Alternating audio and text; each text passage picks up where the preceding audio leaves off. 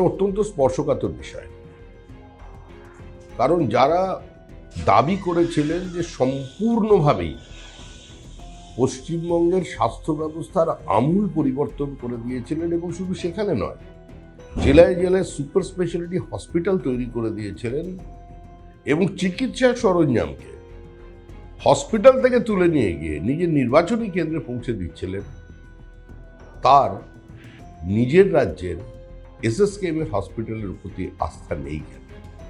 যাদের তত্ত্বাবধানে মানুষের জায়গায় কুকুরের ডায়ালিসিস হয়েছে, সেই জন্যই কি তিনি ওখানে চিকিৎসা করতে চাইছেন না? আমার মনে হয় এখানেই চিকিৎসা করলে তিনি ভালো থাকবেন, সুস্থ থাকবেন, তার দ্রুত আরোগ্য কামনা করি, দীর্ঘ জীবন কামনা করি। কারোর অসুস্থতা নিয়ে বিজেপি রাজনীতি করতে চায় না। এখানে ধরা পড়ে যাবে, চোখে কোনো অসুবিধা নেই, মিথ্যে কথা ধরা পড়ে যাবে। একটা কণ্ঠস্বরে স্যাম্পল দিতে সে 5 বছর সময় কাটিয়ে দিল। চোখ দেখানোর ভাঁওতাবাজি জনগণ ধরে ফেলেছে, বিচার বিভাগ ধরে ফেলেছে। এখন যদি এসএসকেএম এ যাওয়া যায়, আমরা সাইন্টিফিক্যালি বলে দেবো না হয়তো চোখে কিছু নেই, সেই জন্য হয়তো উনি ভয় পাচ্ছেন। আর চোখে যদি সত্যি কিছু থেকে থাকে, প্রত্যেক রোগীকে আমরা সম্মান দিই। উনি সার্টিফিকেট দেয়নি, উনি বলেছিলেন বাইরে যাওয়ার দরকার আছে, বাইরে যেতে পারেন বলেছেন। সে তো যে কোনো ডাক্তারবাবু লিখতে পারে যে আপনি, উনি বলেছেন আমি বাইরে যাবো, বলেছে ঠিক আছে বাইরে যেতে পারেন। ডাক্তারবাবুর কোনো দোষ নেই, কি দোষ আছে? উনি তো আর লিখে দেননি এই চিকিৎসাটা বাইরে ছাড়া হবেন না, লিখেছে কি? তাহলে তো বিচার বিভাগ বলেই দিত বাইরে যেতে হবে। কোনো ডাক্তারবাবু লেখেনি এটা পশ্চিমবঙ্গ বা ভারতবর্ষ হবে না। উনি ওখানে লিখেছেন যে ওনার যে রোগী, উনি বাইরে গিয়ে চিকিৎসা করাতে চান, তো উনি বলেছেন fit for air travel, international travel for medical purpose. খারাপ কি লিখেছেন? না, এই যে রেজিস্ট্রেশন নাম্বারটা নেই, এটা নিয়ে কি আপনারা রেজিস্ট্রেশন নাম্বারটা নেই, সেটা নিয়ে আমাদের আগেও একবার বলেছেন আপনারা। আমরা যদি দরকার মনে করি আমরা তদন্ত করব। অভিষেক ব্যানার্জি মহাশয় আমেরিকাতে গিয়ে চোখের ট্রিটমেন্ট নিতে গিয়েছিল, অনেকে টিপ্পনি কেটেছিল।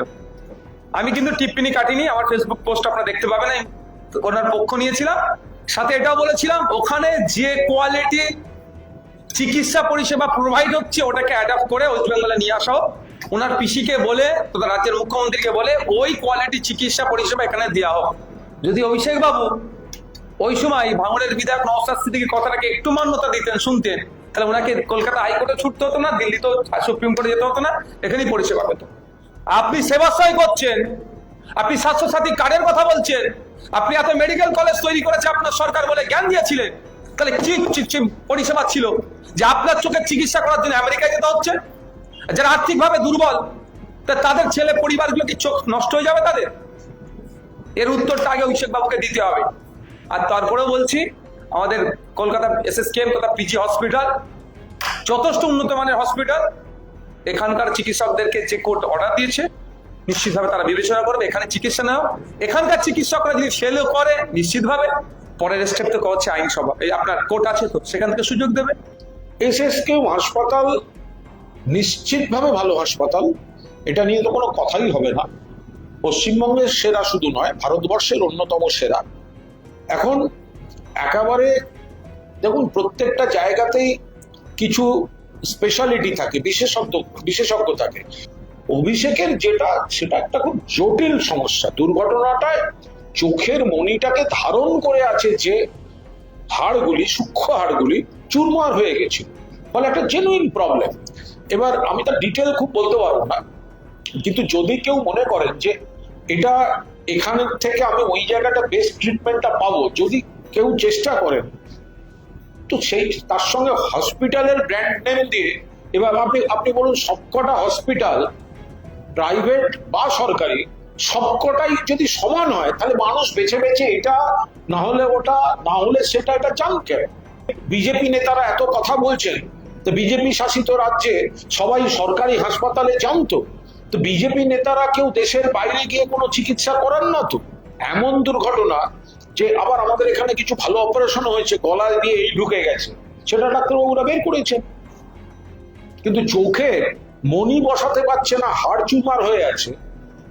তো যদি কেউ, আমি যদি মনে করি আমার ট্রিটমেন্টটা আমি অমুক জায়গায় করব, তো সেটা তো একজন নাগরিকের অধিকারের মধ্যেও পড়ে না। আমরা এই মহামান্য কলকাতা হাইকোর্টের রায়কে স্বাগত জানাচ্ছি, কারণ আমাদের একটা আশঙ্কা ছিল যে এই চোখ দেখানোর অজুহাতে তার যেহেতু ডিপ্লোম্যাটিক পাসপোর্ট রয়েছে, ডিপ্লোম্যাটিক ইমিউনিটি রয়েছে, লাল রঙের পাসপোর্ট নিয়ে চোখ দেখানোর অজুহাতে তিনি বাইরে গেলে তিনি আর ফিরবেন না।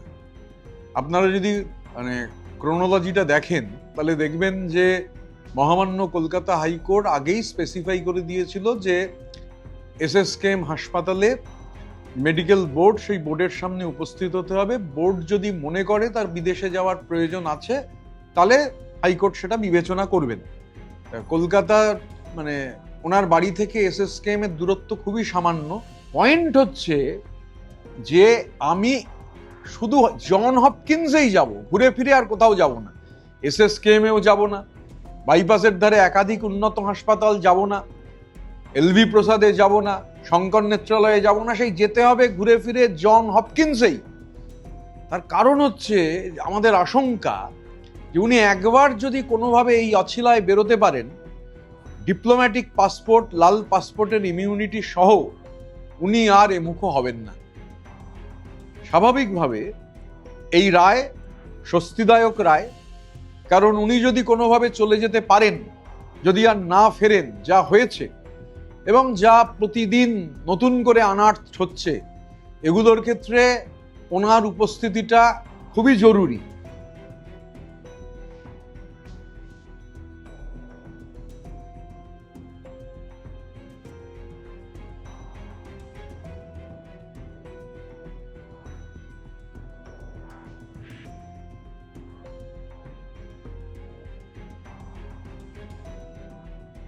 ফলো করুন সংবাদ প্রতিদিন ডিজিটাল।